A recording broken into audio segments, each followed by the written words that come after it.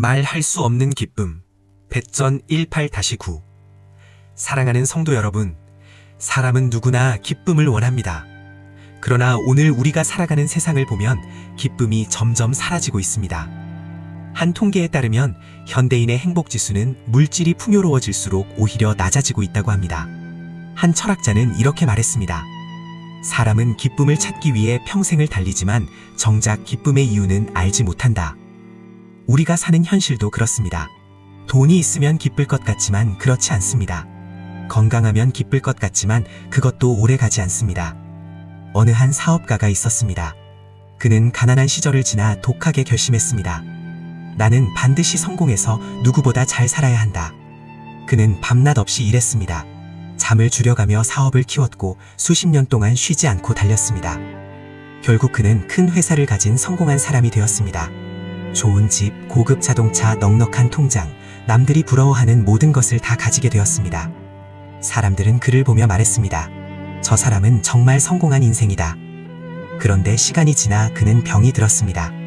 병원 침대에 누워 더 이상 일할 수 없는 상태가 되었습니다. 어느 날 그의 오랜 친구가 병문안을 왔습니다. 그리고 조용히 물었습니다. 이제까지 살아보니 어떠한가? 그때 그 사업가는 한참을 침묵하다가 이렇게 말했습니다. 나는 평생 돈을 벌기 위해 살았어. 그런데 지금 돌아보니, 그리고 눈물을 흘리며 이렇게 고백했습니다. 나는 모든 것을 가졌지만 한 번도 진짜 기뻐해 본 적이 없어. 이것이 바로 세상이 주는 기쁨의 한계입니다. 겉으로는 모든 것을 가진 것 같지만 마음 깊은 곳에는 채워지지 않는 공허가 남아 있습니다. 그런데 오늘 본문은 이와 전혀 다른 차원의 기쁨을 우리에게 보여줍니다.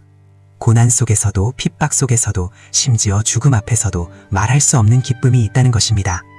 이 말씀은 단순한 감정이 아니라 믿음의 사람만이 누리는 영적인 기쁨입니다. 그렇다면 도대체 그 기쁨은 어디에서 오는 것일까요? 성도 여러분, 말할 수 없는 기쁨의 첫 번째 이유는 사랑입니다. 본문은 이렇게 말합니다. 예수를 너희가 보지 못하였으나 사랑하는도다. 갈릴리 바닷가에서 하루 종일 그물을 던지며 살아가던 어부들이 있었습니다. 그들은 특별할 것 없는 사람들이었습니다. 먹고 사는 것이 전부였고 내일도 오늘과 똑같은 삶이 반복될 것이라 생각하며 살던 사람들이었습니다. 그런데 어느 날 예수님을 만났습니다. 그 한 번의 만남이 그들의 인생을 완전히 바꾸어 놓았습니다. 베드로는 그물을 버렸습니다. 요한과 야고보는 배와 아버지를 뒤로 했습니다. 여러분, 이것이 가능한 일입니까? 평생의 생업을 내려놓는다는 것은 쉬운 일이 아닙니다. 그런데 그들은 미련 없이 내려놓았습니다. 왜 그렇게 할 수 있었습니까? 억지로가 아니었습니다. 의무감 때문도 아니었습니다. 사랑했기 때문입니다. 그들은 예수님을 통해 이전에는 한 번도 경험해보지 못했던 사랑을 만났습니다. 죄인을 정죄하지 않고 품어주는 사랑, 넘어진 인생을 다시 일으켜 세우는 사랑, 끝까지 포기하지 않는 사랑을 경험했습니다. 그 사랑 앞에서 그들의 인생의 우선순위가 완전히 바뀌어버린 것입니다. 이 말씀은 오늘 우리의 삶과도 연결됩니다. 우리는 예수님을 눈으로 본 적이 없습니다. 직접 만난 적도 없습니다. 그런데도 우리는 예수님을 사랑합니다. 왜 그렇습니까? 우리도 동일한 사랑을 경험했기 때문입니다. 십자가에서 나를 위해 흘리신 사랑, 내가 넘어질 때마다 다시 붙들어 주시는 사랑, 지금도 나를 포기하지 않고 기다리시는 그 사랑이 우리의 마음을 움직이기 때문입니다. 초대교회 시대에 한 젊은 청년 성도가 붙잡혀 끌려왔습니다. 그는 예수님을 믿는다는 이유로 사자굴에 던져지게 되었습니다. 사람들이 둘러서서 그를 향해 소리쳤습니다. 지금이라도 예수를 부인하면 살려주겠다. 그 청년은 잠시 고개를 들어 하늘을 바라보았습니다. 그리고 아주 조용하지만 분명한 목소리로 이렇게 말했다고 합니다. 내가 어떻게 나를 위해 죽으신 주님을 부인할 수 있습니까? 그는 떨리는 발걸음으로 사자굴 안으로 들어갔습니다. 그런데 놀라운 일이 일어났습니다. 그의 입에서 비명이 아니라 찬송이 흘러나오기 시작했습니다. 주 예수보다 더 귀한 것은 없네. 그 장면을 지켜보던 사람들이 충격을 받았습니다. 죽음을 앞두고 어떻게 저렇게 노래할 수 있습니까? 어떻게 저렇게 평안할 수 있습니까? 그 이유는 단 하나였습니다. 사랑 때문이었습니다. 사랑하기에 할 수 있는 것입니다. 사랑하기에 어떤 공갈 협박에도 총칼의 무력 앞에도 믿음을 잃지 않고 견딜 수 있는 것입니다. 어느 시골 교회에 평생을 조용히 섬기며 살아온 한 권사님이 계셨습니다. 그분은 특별히 드러나는 사역은 없었지만 새벽마다 교회에 나와 눈물로 기도하던 분이었습니다. 어느 겨울 교회 난방이 고장나서 너무 추운 날이 있었습니다. 사람들은 오늘은 너무 추우니 예배를 쉬는 것이 어떻겠습니까? 라고 말했습니다. 그런데 그 권사님은 아무 말 없이 두꺼운 외투를 입고 교회에 나와 자리를 지켰습니다. 손은 얼어붙고 입에서는 하얀 입김이 나오는 상황이었지만 그분은 찬송을 부르며 이렇게 기도했습니다. 주님, 오늘도 주님을 사랑합니다. 이런 날에도 주님을 예배할 수 있음이 감사합니다. 그 모습을 본 한 청년이 마음에 큰 충격을 받았습니다. 그리고 이렇게 물었습니다. 권사님, 이렇게 추운데도 왜 이렇게 기쁘십니까? 그때 권사님이 미소를 지으며 이렇게 대답했습니다. 나는 예수님을 사랑하거든. 사랑하면 이 정도는 아무것도 아니야. 이 이야기를 통해 우리는 분명히 보게 됩니다. 사랑하는 사람은 환경을 넘어섭니다. 사랑하는 사람은 조건을 따지지 않습니다. 사랑하는 사람은 상황이 아니라 관계로 살아갑니다. 이 말씀 앞에서 우리는 우리의 신앙을 돌아보게 됩니다. 예수님을 믿는다고 말하면서도 마음에는 기쁨이 없고, 예배는 드리지만 감격은 사라지고, 기도는 하지만 형식만 남아있는 모습이 우리 안에 자리 잡고 있지는 않은지 돌아보게 됩니다. 신앙은 있지만 사랑은 식어버리고, 습관은 남아있지만 뜨거움은 사라진 채 살아가고 있지는 않은지 하나님 앞에서 자신을 정직하게 비추어 보게 됩니다. 사랑하면 달라집니다. 사랑하면 희생이 기쁨이 됩니다. 사랑하면 손해가 은혜가 됩니다. 사랑하면 고난도 의미가 됩니다. 그래서 사랑이 있는 신앙은 무너지지 않습니다. 그래서 사랑이 있는 믿음은 기쁨을 빼앗기지 않습니다. 두 번째 말할 수 없는 기쁨의 이유는 믿음 때문입니다. 본문은 이제도 보지 못하나 믿고 기뻐한다고 말합니다. 여기서 중요한 단어가 있습니다. 이제도입니다. 지금도 여전히 상황이 바뀌지 않았는데도 믿고 기뻐한다는 것입니다. 예수님의 제자 도마는 십자가 사건 이후 큰 충격에 빠졌습니다. 그는 다른 제자들이 우리가 주님을 보았다고 말했을 때 이렇게 말했습니다. 나는 그의 손에 못자국을 보며 내 손가락을 그 못자국에 넣어보지 않고는 믿지 아니하겠노라. 도마의 말 속에는 우리의 모습이 그대로 담겨 있습니다. 보여야 믿고 확인되어야 안심하는 것이 우리의 연약한 믿음입니다. 그런데 부활하신 주님이 도마 앞에 나타나셨습니다. 그리고 그의 손과 옆구리를 보여주시며 이렇게 말씀하셨습니다. 너는 나를 본고로 믿느냐? 보지 못하고 믿는 자들은 복되도다. 이 말씀은 오늘 우리를 향한 말씀입니다. 우리는 예수님을 직접 보지 못했습니다. 그러나 믿습니다. 그리고 그 믿음으로 기뻐합니다. 왜냐하면 믿음은 눈에 보이는 증거가 아니라 하나님의 약속을 붙드는 것이기 때문입니다. 우리가 사는 현실 속에도 이런 일이 참 많습니다. 어느 여집사님이 기도만 하면 주여 믿습니다, 주여 믿습니다라고 큰 소리로 교회에서도 집에서도 기도를 하더랍니다. 그러니 믿지 않던 남편이 당신 하나님은 귀가 먹었나? 뭐가 매일 주여 믿습니다, 주여 믿습니다 야 하며 핀잔을 주었답니다. 그런데 어느 날 밤에 도적이 그 집에 물건을 훔치러 침입을 했습니다. 도적놈 여럿이 집담으로 뛰어넘을 때 쿵쿵 하는 소리가 잠자던 여집사님 귀에 들렸습니다. 여집사님은 옆에서 잠을 자고 있는 남편을 깨웠습니다. 여보, 지금 도적들이 담을 넘어 집에 들어왔어요. 어떡해요? 하며 귓속말로 말했더니 남편이 그 소리를 듣더니만 놀래가지고 도둑놈이 왔어 하면서 겁을 집어먹고 떨고 있는데 이 여집사님이 갑자기 주여 믿습니다 할렐루야 하고 큰 소리를 쳤습니다. 그 소리에 집담을 넘던 도둑들이 깜짝 놀라 혼비백산하여 도망쳐버리고 말았다고 합니다. 주여 믿습니다라고 할 때 마귀가 물러갑니다. 주여 믿습니다라고 할 때 환경을 이길 수 있고 세상을 이길 수 있습니다. 우리의 가정에서, 교회에서, 직장에서 매일 부딪히는 현실 속에서 우리는 끊임없이 선택합니다. 불평할 것인가, 감사할 것인가, 두려워할 것인가, 하나님을 신뢰할 것인가, 환경을 바라볼 것인가, 약속을 붙들 것인가. 한 가장이 있었습니다. 성실하게 살아왔지만 예상치 못한 사업 실패로 모든 것이 무너져 내렸습니다. 하루아침에 빚이 생겼고 집안 분기는 얼어붙었습니다. 식탁에서는 말이 사라졌고 가족들의 얼굴에는 웃음이 사라졌습니다. 어느 날 밤 그는 거실에 혼자 앉아 있었습니다. 불도 켜지 않은 채 어두운 가운데서 한숨만 쉬고 있었습니다. 이제 어떻게 해야 하지? 나는 끝난 것인가? 그때 문득 책장 한쪽에 꽂혀 있던 성경이 눈에 들어왔습니다. 먼지가 쌓인 채 오랫동안 펼쳐보지 않았던 책이었습니다. 그는 무심코 성경을 꺼내 펼쳤습니다. 그런데 그 눈에 들어온 말씀이 바로 이것이었습니다. 두려워하지 말라, 내가 너와 함께함이라.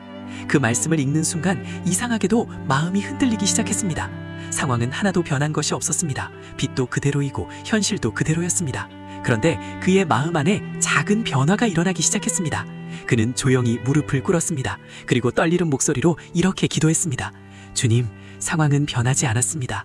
하지만 저는 주님을 믿겠습니다. 그날 이후 그의 삶이 조금씩 달라지기 시작했습니다. 여전히 어려웠지만 절망 대신 소망을 말하기 시작했고 불평 대신 기도를 선택하기 시작했습니다. 가족들에게도 이렇게 말하기 시작했습니다.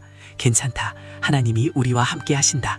시간이 지나면서 상황도 조금씩 풀려가기 시작했지만 가장 먼저 변한 것은 환경이 아니라 그의 마음이었습니다. 이 이야기를 통해 우리는 분명히 깨닫게 됩니다. 믿음은 상황이 좋아져서 생기는 것이 아닙니다. 믿음은 상황 속에서도 하나님을 선택하는 결단입니다. 그래서 믿음은 능력입니다. 믿음은 환경을 이깁니다. 믿음은 두려움을 이깁니다. 믿음은 절망을 이깁니다. 성경은 분명히 말합니다. 의인은 믿음으로 살리라. 사랑하는 성도 여러분, 믿음이 있을 때 우리는 상황과 상관없이 기뻐할 수 있습니다. 왜냐하면 우리의 기쁨은 환경에서 오는 것이 아니라 하나님께로부터 오는 것이기 때문입니다. 마지막으로 말할 수 없는 기쁨의 가장 근본적인 이유는 구원 때문입니다. 본문은 이렇게 말합니다. 믿음의 결국 곧 영혼의 구원을 받음이라. 성도 여러분, 이 세상에서 가장 큰 축복은 무엇입니까? 돈입니까? 건강입니까? 명예입니까? 사람들은 각자 다른 대답을 합니다. 그러나 성경은 단 한 가지를 분명하게 말씀합니다. 예수님은 말씀하셨습니다. 온 천하를 얻고도 자기 생명을 잃으면 무슨 유익이 있으리요? 이 말씀은 단순한 교훈이 아닙니다. 인생의 결론을 말씀하시는 것입니다. 한 사람이 평생을 바쳐 세상의 모든 것을 다 얻었다고 합시다.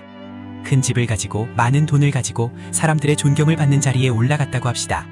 그런데 마지막 순간 하나님 앞에 섰을 때 그 영혼이 구원을 받지 못했다면 그 인생은 성공입니까? 실패입니까? 성경은 분명히 말합니다. 그것은 실패입니다. 반대로 생각해 봅시다. 세상적으로는 부족해 보이고 때로는 고난 속에 살아간 인생이라 할지라도 그 영혼이 하나님 앞에서 구원을 받았다면 그 인생은 가장 복된 인생입니다. 왜냐하면 인생의 진짜 결론은 이 땅이 아니라 영원에 있기 때문입니다. 우리는 본래 죽을 수밖에 없는 존재였습니다. 죄로 인해 하나님과 단절되었고 스스로는 그 어떤 방법으로도 그 관계를 회복할 수 없는 상태였습니다. 아무리 선하게 살아도 아무리 노력해도 그 죄의 문제를 해결할 수 없었습니다. 그런데 하나님께서 우리를 그냥 두지 않으셨습니다. 독생자 예수 그리스도를 이 땅에 보내셨습니다. 그리고 그 아들을 십자가에 내어주셨습니다. 우리가 받아야 할 심판을 대신 받게 하시고 우리가 져야 할 죄의 값을 대신 치르게 하셨습니다. 그래서 우리는 살게 된 것입니다. 우리가 잘해서가 아닙니다. 우리가 의로워서가 아닙니다. 전적인 하나님의 은혜로 우리는 구원을 받은 것입니다. 이 사실을 깨닫는 순간 우리 안에 기쁨이 터져나오지 않을 수 없습니다. 그래서 이 기쁨은 환경을 초월합니다. 그래서 이 기쁨은 상황에 흔들리지 않습니다. 왜냐하면 우리의 기쁨의 근원이 이 땅이 아니라 구원에 있기 때문입니다. 우리는 죽을 수밖에 없는 존재였습니다. 그러나 하나님께서 우리를 살리셨습니다. 어느 교회에 평생을 충성하며 살아온 한 집사님이 계셨습니다. 그분은 늘 교회 문을 가장 먼저 열고 마지막까지 남아 기도하던 분이었습니다. 그런데 어느 날 병원에서 말기한 판정을 받았습니다. 의사는 가족들을 따로 불러 이렇게 말했습니다. 이제는 준비를 하셔야 합니다. 시간이 많지 않습니다. 그 소식을 들은 가족들은 병실 밖에서 울음을 터뜨렸습니다. 자녀들은 왜 우리 아버지입니까? 라고 울부짖었고 주변 성도들도 마음이 무너졌습니다. 그런데 병실 안에 계시던 그 집사님의 모습은 전혀 달랐습니다. 얼굴에 평안이 있었고 오히려 미소를 짓고 있었습니다. 담임 목사가 병문안을 와서 조용히 물었습니다. 집사님, 두렵지 않으십니까? 그때 집사님이 밝은 얼굴로 이렇게 말했습니다.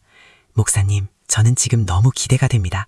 이제 곧 주님을 직접 뵐 수 있지 않습니까? 그리고 이렇게 덧붙였습니다.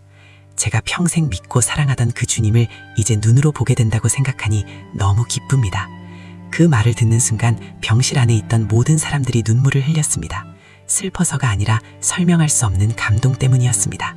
사람들은 이해할 수 없습니다. 죽음을 앞두고 어떻게 저렇게 평안할 수 있습니까? 어떻게 저렇게 기뻐할 수 있습니까? 그러나 그 집사님은 분명히 알고 있었습니다. 죽음이 끝이 아니라는 것을, 그 너머에 영원한 생명이 있다는 것을, 그리고 자신이 구원받았다는 확신을 가지고 있었습니다. 이것이 바로 구원을 아는 사람의 모습입니다. 이 은혜를 아는 사람은 기뻐할 수밖에 없습니다. 어떤 상황에서도 기뻐할 수 있습니다. 왜냐하면 우리의 끝은 멸망이 아니라 구원이기 때문입니다. 말씀 앞에 선 우리는 지금 선택의 자리에 서 있습니다. 사랑하십시오. 주님을 향한 첫사랑을 다시 붙드십시오. 믿으십시오. 보이지 않아도 약속을 의지하여 한 걸음 내디디십시오. 그리고 구원의 은혜를 끝까지 붙드십시오. 흔들릴 때마다 십자가를 바라보십시오. 그럴 때 우리의 마음은 상황을 넘어서게 되고 환경을 이기는 평안이 임하게 됩니다. 그리고 우리는 세상이 줄 수 없고 빼앗을 수도 없는, 말로 다 표현할 수 없는 기쁨을 누리게 될 것입니다. 기도하겠습니다. 주님, 우리에게 이 말할 수 없는 기쁨을 회복하게 하옵소서. 사랑하게 하시고 믿게 하시고 구원의 은혜를 붙들게 하옵소서. 예수님의 이름으로 기도합니다. 아멘.